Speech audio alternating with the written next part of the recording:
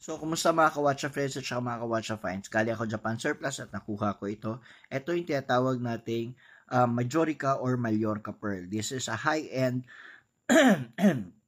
high-end, high-quality imitation pearl na ginagamit mostly ng mga well-to-do people instead of using their real pearls.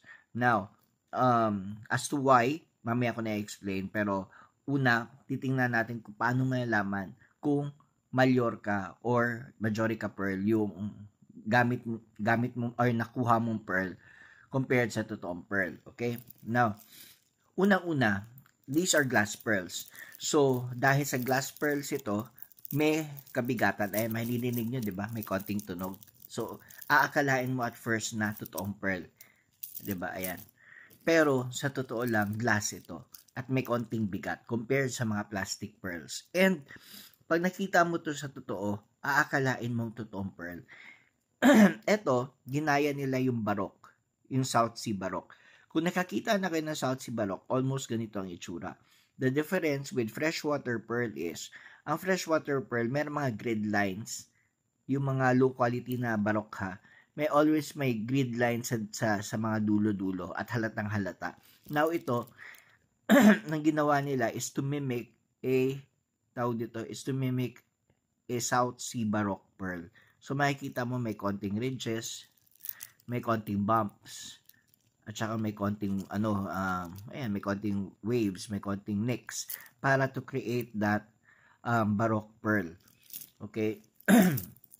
So ayan, medyo may konting kabigatan siya at tawag dito, pag tiningnan mo, unang tingin, aakalain mo talaga ang perlas. Now, the only way for you na malaman kung totoong pearl o hindi is i-check mo yung etong dulo na part. Ayan. Try natin po. Ayan. So, makikita mo yung dulo niya. Actually, kahit pag i-check mo yung butas, kung hindi ka marunong tumingin, aakalain mo na totoong pearl eh. Pero, try natin i-focus ayan. Ayan, nakikita mo yung yung dimple niya. Alam mo ginawa siya, hindi siya flat compared sa totoong pearl. Ayan. At merong konting gasgas na, kumbaga may konting pag-peel off yan sa dulo ng kanyang butas kasi nga nagagasgas. So over time talaga mag-peel off yan. Pero pag suot mo naman, hindi mo na mahalata yan. Now, ang purpose nito is kung bakit marami buibili ng Majorica pearl instead of the real pearl. Aside sa nakakamura siya, pwede mo kasi itong araw-arawin. Now, the difference is, ito yung totoong pearl. Ito meron ako. Ito yung totoong pearl. Ayan. This is South Sea pearl. At ito yung Akoya pearl ko na 9.5 mm. Ayan. Na Hanadama.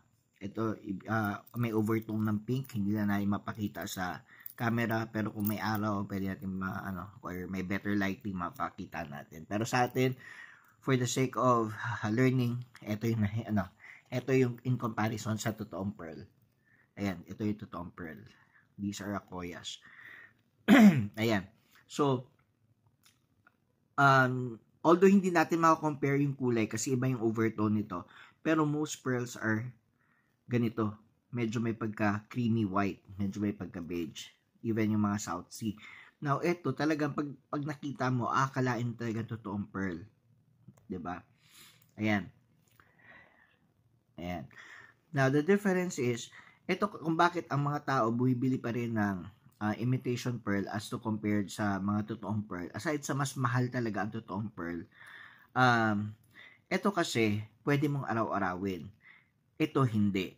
Kasi dahil sa acidity ng tao sa balat natin, masisira yung pearl. Over time, ito nakikita ninyo totoong pearl na to na sobrang puti na pinkish, may pinkish overtone, nagiging creamy white or nag-yellowish, which is iniiwasan kasi nga mahal ang mga perlas. Okay, so this one, kung huwag natin i-compare ang presyo, pero sabihin natin, mas mahal talaga pag totoong South Sea Pearl at totoong Akoya. Ngayon, dahil sa mas may kamahalan nito at pag nagdidikit ang pawis mo, nagiging creamy yellowish ba na beige ang kulay ng pearl, at which is ayaw ng mga tao kasi nga may kamahalan siya. So they rarely use the real gems, and instead they have these as replacement. Ito yung mga tinatawag natin na imitation pearls. Now ito, hindi din, dahil mas matibay ito, hindi din ibig sabihin na hindi ito masisira.